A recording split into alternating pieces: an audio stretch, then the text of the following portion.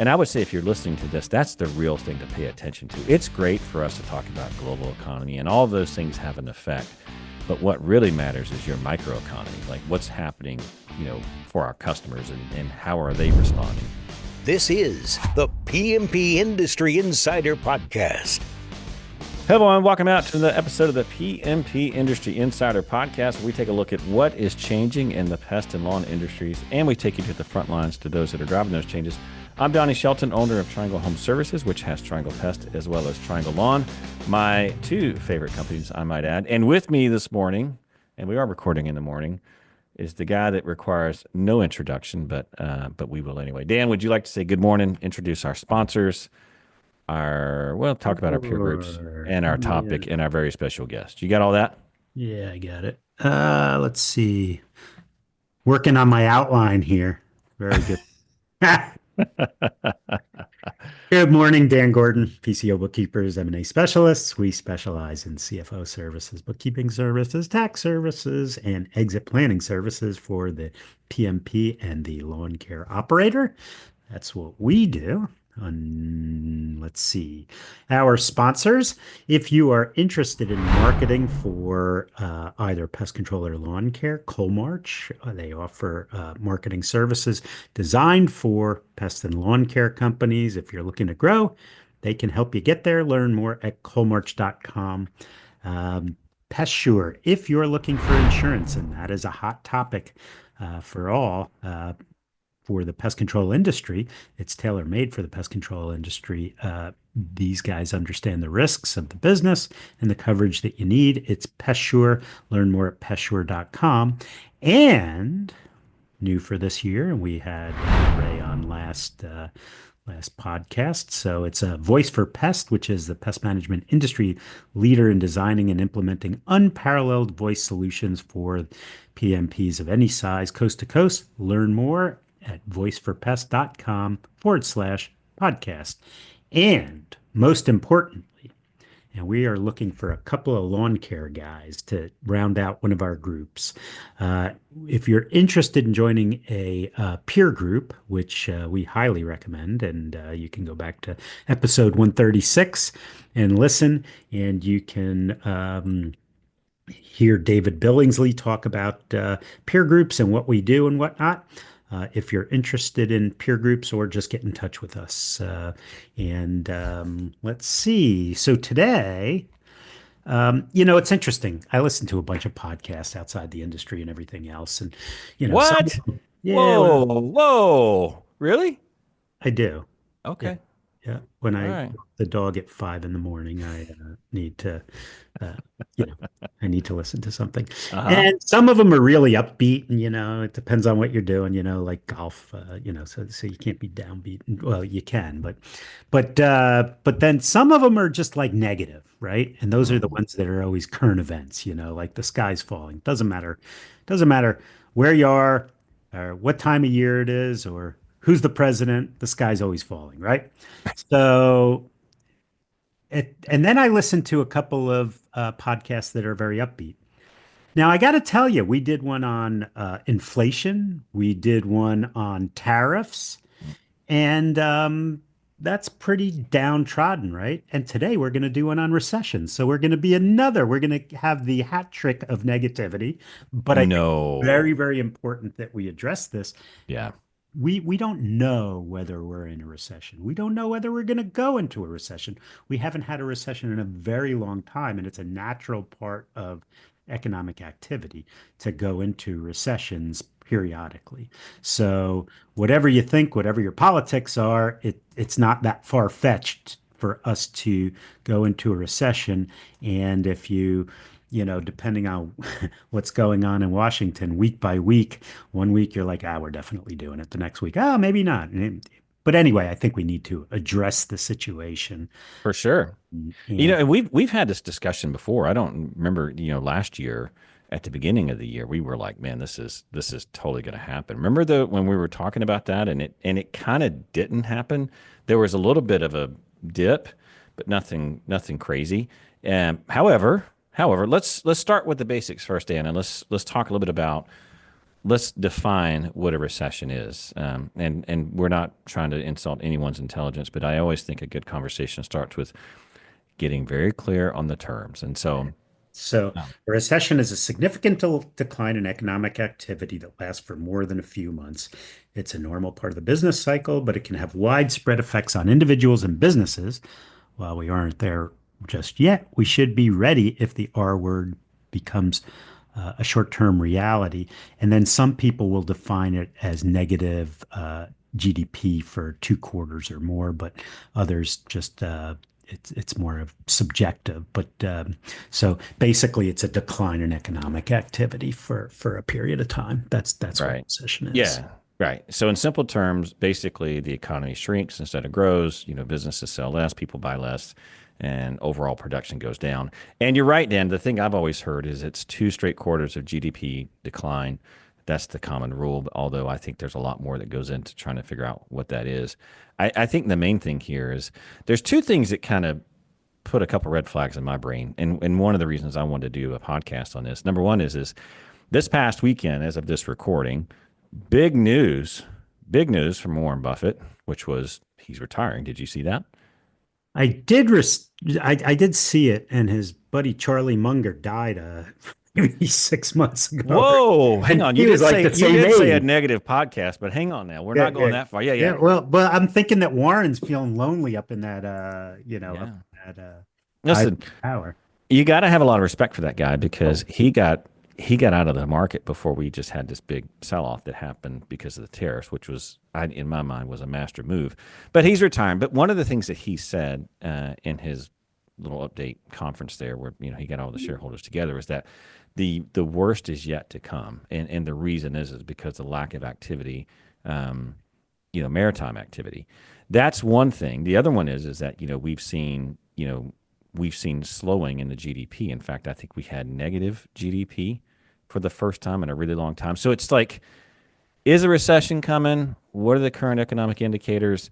When Warren Buffett says the worst is yet to come, and we've already started shrinking, it certainly has got my attention. And the question that I have is, especially even for our listeners, is what are they seeing?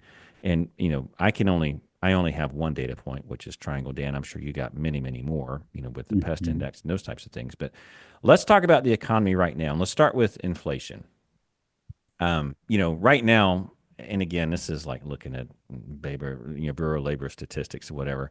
March of 2025, we're 2.4 year over year, which, that's much lower than what we've had in terms of growth, but it still means that prices are still going up. Well, you're not going to get much better than that. What people confuse is what is inflation versus what is past inflation. In other words, there was a period where, with all the stimulus and everything else, that it peaked at like 9%. Okay, but that's your new baseline. You don't go backwards. So you can't just say, oh my gosh, inflation's out of control. Actually, inflation's not out of control at 2.4%. But yeah, it's a lot higher than it was. Prices are a lot higher than they were 3 years ago. Right. But that's the new baseline. You're not going backwards. And then you have this issue where Donald Trump is, he's such a fan of the Federal Reserve. He Oh my continues to say gosh. he continues to say that this guy needs to get fired because he's holding rates up. No, Uh, no. He says he needs to get fired. Mr. Trump, will you fire him? No. yeah. And let's talk about that. We've talked about the significance of this on previous podcasts, but when it's more expensive to borrow money, that absolutely slows the economy. And think about this. People are less likely to buy homes. It's much more difficult to get loans. And the price that you could afford now gets lower, relatively speaking, because now the interest rate maybe double what you used to paying. And listen, there's folks that, I would say probably not Gen Xers, but maybe millennials, they've never seen interest rates above 4%, right? Or if interest rates above 5%. And so when you have this interest rate higher, it slows the economy So the artificially. asset values fall, right? But Right. you're still paying a lot of it. So if you're buying a house, maybe housing prices start to go down, but the interest that you're going to pay to buy it is probably going to make up that plus some. So that's a problem. Now, if you can time it perfectly and you know that a year from now rates are going to come way down, so when the asset values fall, you buy, pay the higher interest rate for a year, and then refinance after a year or when. And that brings up a great point, which is if you're a listener and you got an SBA loan, you got equipment lease, or you got something that's following prime, you are going to be paying more for that, and you should anticipate that. I mean, you should already be doing that anyway because rates have been up for some time. And remember, rates came up to handle the very first point that we talked about, which was inflation. Right? Inflation was taking off. They cranked up interest rates to slow things down, and now here we are, which gets us to the third point, which is GDP. And GDP, I was talking about earlier that we actually shrank. It shrank by 0.3% in Q1, which is not the end of the world, but previous quarter in Q4 it grew by 2.4%. So it is absolutely a downturn. It's not Christmas time, whatever. But the fact is that so we have inflation, not bad, not great, but not bad. Interest rates that are high, and now you have GDP that's slowing. The only thing left really is just employment, right? And so, you look at unemployment. Unemployment for me, at least in my market, we don't have a problem with this at all. If anything, we have an issue with we still don't have enough people to handle all the jobs. And so, there's this big data. Again, I can only speak in my little markets that I operate in. Dan, I don't know if you're seeing anything, countrywide as far as, clients that you have, but ultimately, from what I've seen, unemployment's pretty stable. And listen, it's still around 4%. You're So what you're going to see is you're going to see all the fallout from all these government workers who are either fired or laid off or took their packages. So it'll definitely tick up. The interesting, also the consumer demand and whatnot seem to be way up, but a lot of people are saying that's anticipation of the tariffs, right? So buy before the tariffs happen. It'll be interesting to see in July what Q2 brings us. And if, these tariffs, they're on again, off again, you really, and that's why if you're playing the stock market, just get out because you're going to be a yeah, genius one day and you're going to lose your butt the next. exactly. It's just No, crazy. and it's putting all this together. Like if you look, and these are just data points. Okay, I don't want anyone to I mean, I'm happy to share them once we get done with the podcast here. But the other part of it is that in April it says 34% of small businesses had positions that they couldn't fill, which means that if you're I mean, for me, like if you're a pest control guy, you're a lawn care guy, whatever, or gal, you're most likely in a case of where you're having labor shortage. And so this thing I about the think job market, I think that's still really strong for now. At least in my little, corner of the universe. And so, which Dan, you already started this. Let's talk about tariffs. What are tariffs going to do? Because that's kind of the final piece here when we talk about if a recession is coming. And for now, right now, what I've heard is we have yet to see the worst of it because of automobiles, which I know there's a few exceptions that go with that. But a lot of folks are saying that this GDP drop is actually coming from the tariffs. I'm curious to hear your take on this because I know for me, like when we did our episode on this, I think the big hit we're going to see is going to be in chemical, which again is a small part of the P&L. It's going to be in auto, which is not the end of the world. I know, for me, it's going to be if it has an impact on labor. That's what I'm really concerned about. So, what are your thoughts on I tariffs? mean, And I would tell you that the tariffs really, you don't know what the effect of them are yet because it's brand new. But there was this thing called the de minimis rule, which basically said that these certain things from all countries are not subject to the tariffs because they're so low in price, which are all of the little tchotchkes and everything else that you bring over from China. Well, Trump over last week said de minimis rule is out, so everything is subject.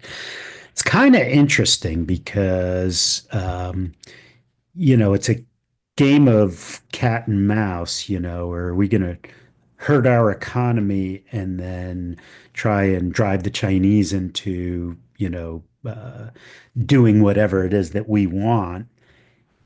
It's kind of different though, right? Because that's a command economy, right? So they can weather anything. It doesn't matter because their leadership doesn't care, right?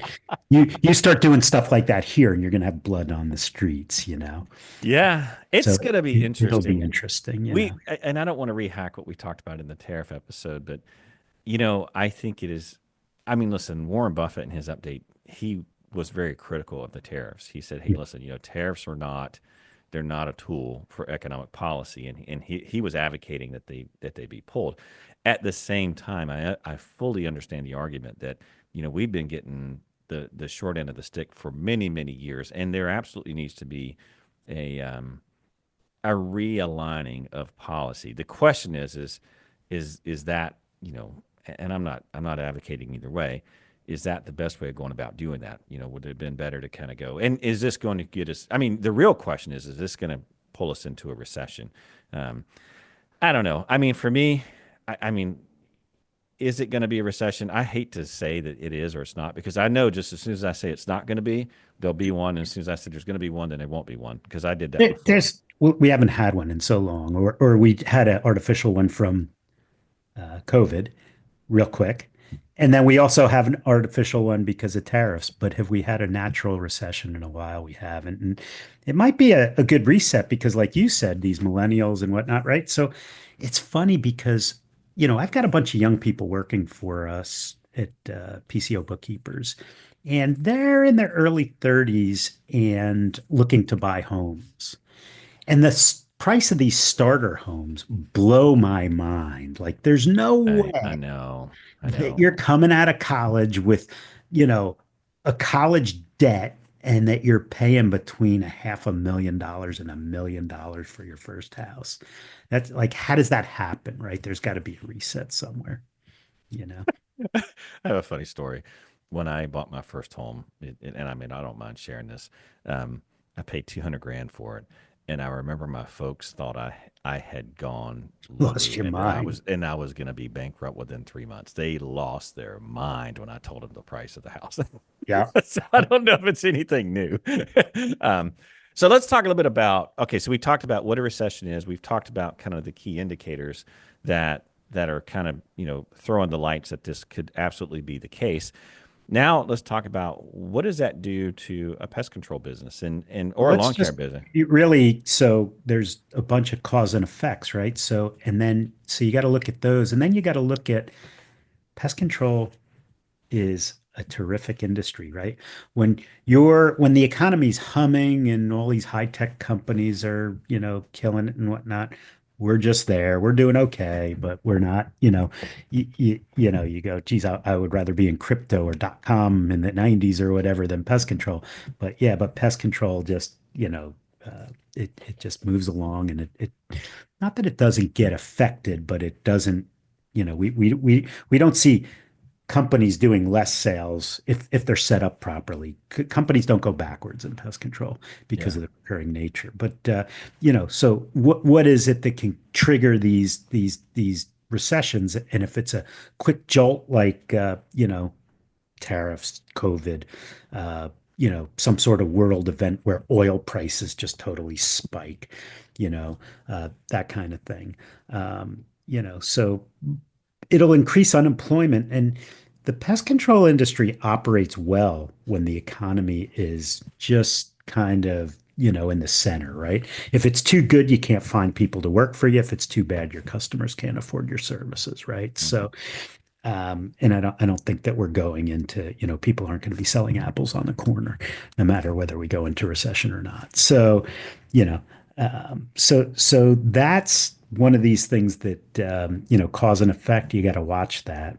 But what do you do Well, as a I think the thing is in at least what I've seen here at Triangle is that, obviously people get a lot more price sensitive and they become way more value focused and you got to watch your cancel rates, you've got to watch you often hear, you'll see like these pricing wars starting. And so it's really one of those cases where I agree with you as far as, we tend to we tend to fare recessions well. Um, but we're not infallible, right? I mean, we're not, we do get, I mean, You're not going to have as many leads. The sales are going to be much more difficult to get around, and your cancels are going to be higher. That's just a function of recessions. I mean, it absolutely will happen. And we've talked about this multiple times, but we were saved back in 2009 because of bed bugs. Bedbugs. Right. Mhm. And then when, COVID hit, at first everyone was totally freaked out, and it ended up being, I mean, not, it was the opposite for us. I mean, it was a boon for our industry because everyone Mhm. was home. Um, so I say that to say this. I don't know that our industry's had a real recession. You know what I mean? That we've had to walk through where it was like in a while. I mean, I know that we have, but I mean, like in the last 20 years, we really have not had a huge like, oh my gosh, this is really really bad because we've had something else that has changed that has given us, again, like the bed bugs, for example, we did slow down in growth, but we had a different thing taking off that a lot of folks capitalized on, ended up growing. I know Triangle grew in those years, and it wasn't a big deal, even though the overall economy was kind of in a recession. Our industry in general, and I would say if you're listening to this, that's the real thing to pay attention to. It's great for us to talk about global economy, and all of those things have an effect, but what really matters is your microeconomy, like what's happening, for our customers and how are they responding. So in any case, let's talk a little bit about what to do. And Dan, I'm going to let you start us off on this part because we've talked about what a recession is. We've talked about the big factors and what that might turn into. Now let's talk about what do you do as a business to kind of get ready for what may come if you believe that it is going to happen. So there's only two things you can do. You can increase revenue or increase or decrease, I'm sorry, your costs, right? Hmm. So you're going to say that I'm crazy, but You're crazy. There you go. first thing on increasing revenue, I'm raising prices.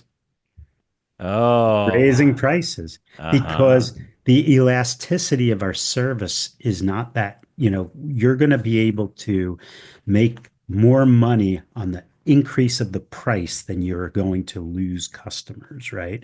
So now you're going to be doing less work for more money, which has a that increases your uh, profit, right? So that's one thing that you could do.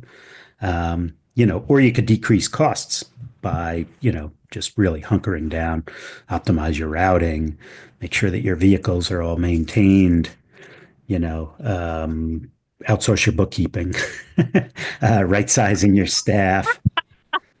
But here's one Oh, that we've been I don't know going for our over. listeners. Did you catch that, by the way? Anyway, That was yeah, just yeah, subtle. yeah, But uh, yeah. but how about AI customer communications to replace all the people in the office? Not all of them, but some of them, Well, right? hang on. You said something. I actually want to come back to this because I don't know that I 100% disagree with you. Um, there's a really popular Outsourcing your story. bookkeeping? No, no, no, Oh, it's not what I'm okay. talking about. So, you're talking about increasing your prices during a recession. Um, I'm going to try to dig this article out. And listen, I'm doing this by memory. So if I mess something up, you guys can send me my hate mail and tell me where I was wrong. But so I'm doing this by memory. But I remember reading an article when we went into a recession. And remember Panera bucked the system, and while everyone else was cutting their prices, Panera actually increased their prices, and they grew market share when they did that during a recession, which was just kind of crazy. I remember reading that article and I was kind of floored. And so, I guess my point is that I always think you're crazy, and I always think that there's many items that you and I disagree on. Um, but I don't know that I fully disagree with you on that one. This is one of those things where you Does that mean that intellectually. you agree or that you don't agree? Like yeah, I It don't means fully I disagree. never I That's like a never fully negative of a agree. negative. Yes, I don't. Yes, that's exactly what that means. But Okay. so if you're listening to this, I will tell you, I'm absolutely thinking the same thing at Triangle. I'm thinking of going the opposite way, not because Dan said it or that Panera did it, but I 100% believe that. Well, what Dan said was correct. If you increase prices, you're going to get a much bigger pop than if you try to cut prices and continue to lose customers. And so, if that makes sense, hopefully that makes sense to our listeners. I do think that's a very good point, and I think it's one that we need to listen to. It's just one of those things when it's like you're going bungee jumping, and it's time for you to jump off a jump off a cliff. It's like, Right. And you don't is know this how thing going to long work? bungee Yeah, you're is. like, is this thing going Am to I going to work? go flat or am I going to spring back up? Yeah. That's Okay. absolutely right. Okay, so there's the whole idea of pricing, right? And then you talked about cost reduction, and you said that listen, we have this issue of can we do it via AI? Is there ways that we can get more efficient? And yes, I think the good thing about every recession is that it forces us to think through what are the costs. Specifically, for me, I think about fixed cost because that's where the real value is. Because you think about you got cost of goods sold, you've got S&A, and then you have G&A. And the thing I love about G&A costs, specifically admin cost, is that if you reduce admin cost, almost 100% of those savings drop to the bottom line versus like a savings that you do in cost of goods sold or like if I pull down a percent or I would two. argue that it's your gross margin. So if you're operating at a Assuming 55%, that, like again, but the thing of that it is that 55% yeah, will, there's not. I mean, listen, if you're not in the slot for the gross margin, right? I mean, obviously you need to be there. What I'm saying though is like you're going to make marginal gains there. You know Mhm. what I mean? Like if you're operating pretty efficient, it's really difficult to bring that number down. I kind of view that as like customer cancels. If you can get customer cancels below 1%, you're going to fight three times harder to bring it down another 0.1%. Versus if you're at 2 or 3%, there's some things that you can do to bring it down pretty quickly. It's like losing weight, right? And so you're right. If your cost, I mean, if your gross margin is not in the slot, then obviously that's the very first place that you start. But easy money in my mind is in G&A. Oftentimes, these are things like rent. These are things like your admin costs. Do you have are you staffed appropriately in the office? And when I say appropriately, I mean, do you have too many people? There's just things that you make savings there. Those savings, 100% of those savings drop to the bottom line, and so it can really help you out. And so, when you're thinking about what do you do in a recession, for me, it's taking a really hard look. That's what's going on inside the business. I mean, and again, I'm not giving our technicians or our field staff a buy here, but normally, I don't know. I just don't see this very often. Most pest and lawn companies that I see are pretty doggone efficient. And I mean, I'm talking in generalities here, and I realize I'm doing that, but most are pretty tight when it comes to service because most owners come from the service side and they know how to be efficient there. The often more times than not, the smoking gun is in the office, but maybe you disagree with that, Dan. and the Obviously, marketing. and the And marketing, yeah, 100%. ineffective marketing will, Yeah, tank you. especially now. I mean, it's unfortunately that's a world where you just kind of have to be cut through. It's either producing or it's not, and if it's not, you need to move on, right? Mhm. And deciding like, is this the time to brand? Is it not the time to brand? And I'm not offering an opinion either way or saying what you should or should not do. I'm simply making the point that you need to look at your G&A, and you're right. If the marketing's not producing, now's not the time to be exploring ideas and being loose with the cash there. So, Just, I know you don't want to talk about it because we talked about not talking about it, but what is a oh good boy. cost per lead? A Oh, good here we cost per go. sale right No, now? listen, that is such a loaded question because that's a difficult one to answer. It really depends on, there's so many factors that go into that. Like, Let's say I have okay, a okay. $125 quarterly, so $500 a year. So What am hang on. Let I? me let me put it to you this way. Yeah. What's a good cost per sale? What's a good cost per lead? Mhm. Okay. There's two ways to go about this math equation.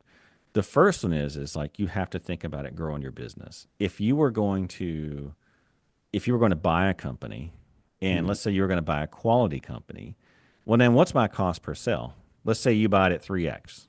Well then it's2x, $1,500. 3x, right? Yeah. Yep. Let's say you get a deal and it's 2x.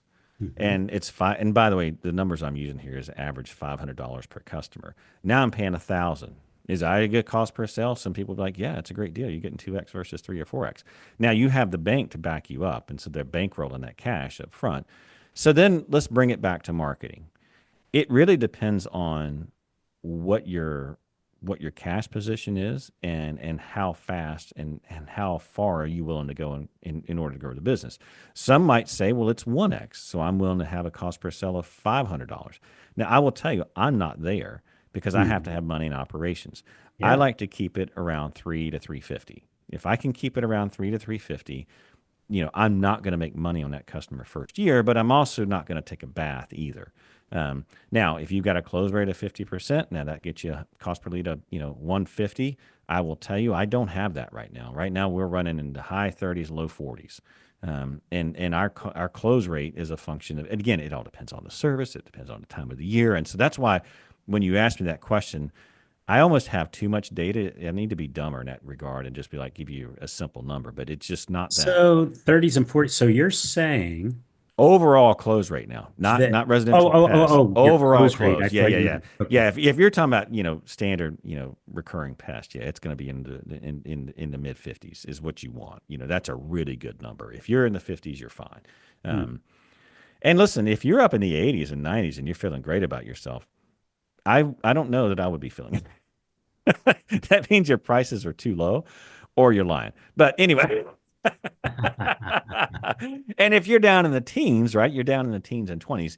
And again, I'm You're talking very about, truthful, and right. your prices are too high. Yeah, yeah. I mean, legitimately. I mean, I've seen multiple businesses. I've been after business, and that is generally speaking almost always where I see those numbers land. And so, getting back to your real question of what's a good cost per lead, cost per sale, it really depends on the owner. If they are being aggressive and What they're is willing to Donnie pay. Shelton willing to pay for a sale for a $500 quarterly? What is Donnie? What's funny is it depends on the time of the year. There's a lot of factors that go into Are you that. willing to pay more in the winter or more in the spring? I'm going to have to pay more in the winter if I want to grow. You know what I mean? Like Okay. it's just that's what it's going to be. But in the summertime, if we're rolling around 350, even up to 390, that's fine. I mean, I For sale. know per sale, correct, Okay. correct. But even that, like you have to also look at what's your cancel rate.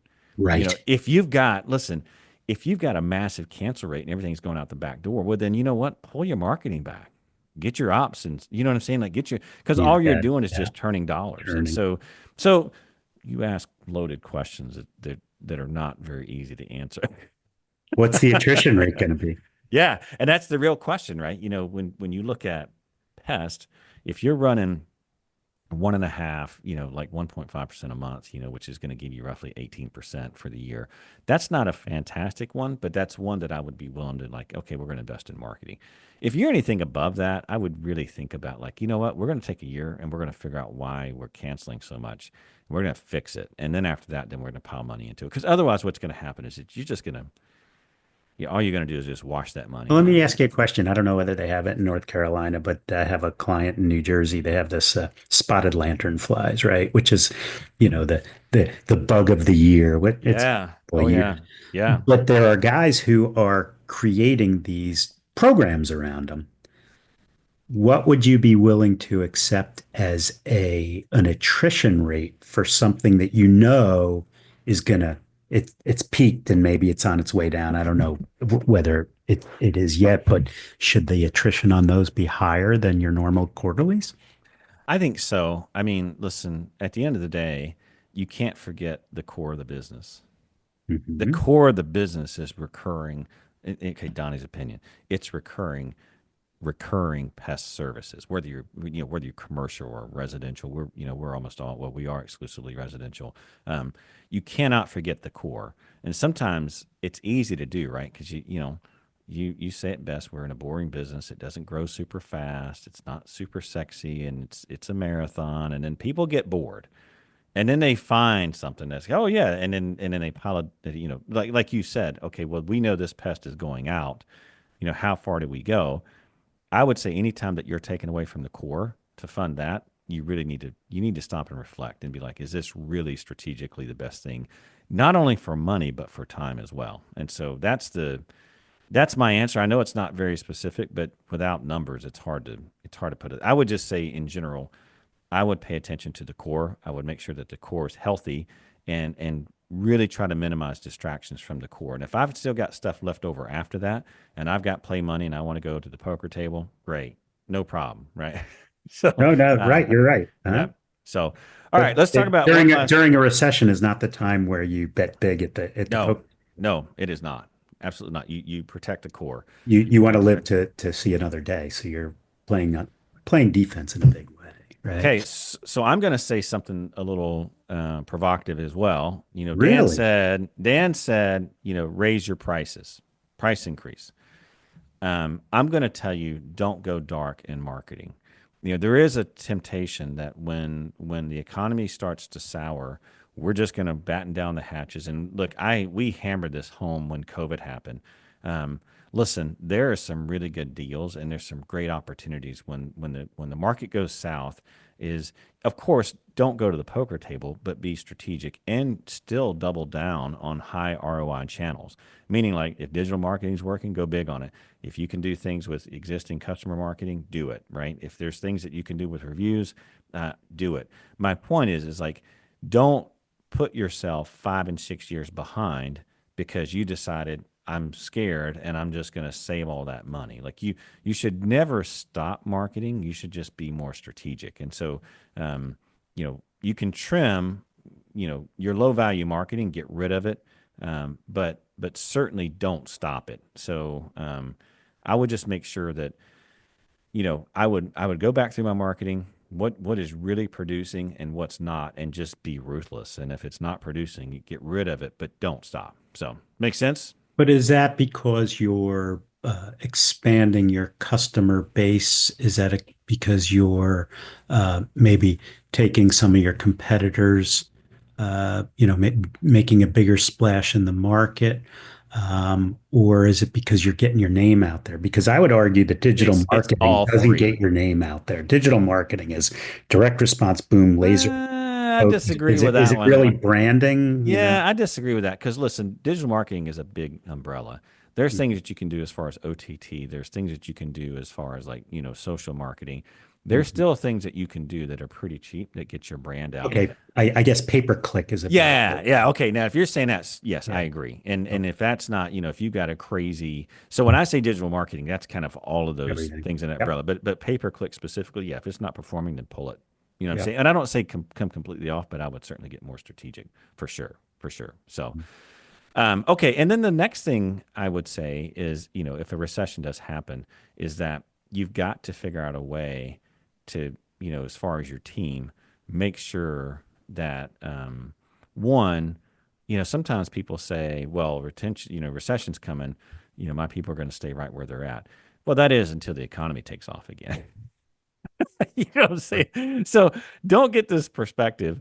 Certainly don't get this attitude that you can let up on that. Oftentimes when the economy's good, we as owners are doing all that we can to market to potential, good candidates to keep our current team on staff. I would just say that it's critical to it's like marketing, with your team. Like you want to continue to keep the momentum going, you want to continue to keep your culture in the right spot, and it's a great time to do that because listen, if you can make everyone feel that they're secure and that you're going to ride the storm with them. People say there's no loyalty. I don't know if I believe that. I think when you're able to show as a leader that you can weather a storm and you know what you're doing and that you're going to watch over them and take care of them even when times are not great and that you're a person that you're not going to sit back and just take the easy route. You're going to make it happen. That goes a long way, and I just think it's really really important. At the same time, you need to be I real hope and you're right. You know that. well, no, but what I mean by that is that, also be clear and open. Yeah. Don't ever hold back data. If you're really hurting as a business, you need to get in front of that and tell people No, because I just think that that there's a almighty dollar, and yeah, there's some loyalty, but there's a price on it, right? And if you know what happens in the industry, right? The season comes upon you, you get these guys, these flash in the pan guys who offer your guys way more than they're making now, and they'll be gone by the end of the summer, right? you See, know what else I know is yeah, that oftentimes they come right back. right. You know what I And mean? then the And question is, do you want them back? right. That's Yeah. the question. So, but I will say this: the ones that you really want get it, and they Hmm. understand it, and ultimately, you know, that's going to happen. That's called being in business, right? Hmm. But there's also the flip side of that, which the good parts happen, and the folks who you really want around are going to see that and they're going to respect that. And I'm not saying that, listen, I'm not queuing up, Field of Gold, soundtrack here. I'm just saying that the fact is that, you know, take care of your team even when the recession comes and even if things go down. He'll always tell the truth, always be transparent, but at the same time, be a leader, right? Be someone that walks it through and take care of your folks and make sure that you're not just one, you don't take advantage of people. Because listen, I say this all the time. It's easy to look like a great pilot in good weather. You really see what someone's made of when the odds are stacked against you, right? And I would say the same thing for a business owner, right? It's great. Everyone looks like a great business owner when the economy is great, and all you got to do is just do the basics. It's when things go hard, right, that you really see what folks are made of. And so, Yeah. all right, I'm kind of done talking. What else you got to add there, Dan? Before we Cash is king. Cash is king. That's right.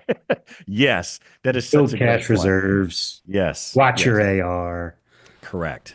Yes. If you don't have a backup account, get one. And that's such a great point, Dan. I'm not going to, remember back in the day when COVID was coming, we're saying, hey, withdraw your lines. And I'm nowhere near that We're point not right there now. yet. No, but I would definitely say that you definitely want to be watching your cash and make sure that you're keeping a good handle on it and that you keep it in the back. I would not be making big cash expenditures right now, me personally, and I'm not going to. So, all righty. Anything else to add before we're all done? I think that's it. All righty. Just a reminder, all the resources and topics that we talked about today are going to be available on the podcast website. Just take a look at pmpindustryinsider.com and look under show notes for this episode. And we always appreciate any ratings and reviews that you have. And I could never finish an episode without telling you that if you do have complaints, you do have concerns, or generally just want to, I don't know, just have a big negative moment, you know who to call. That would be Dan. And with that, we're signing off. We'll see you next time. Take care. See ya. Bye now.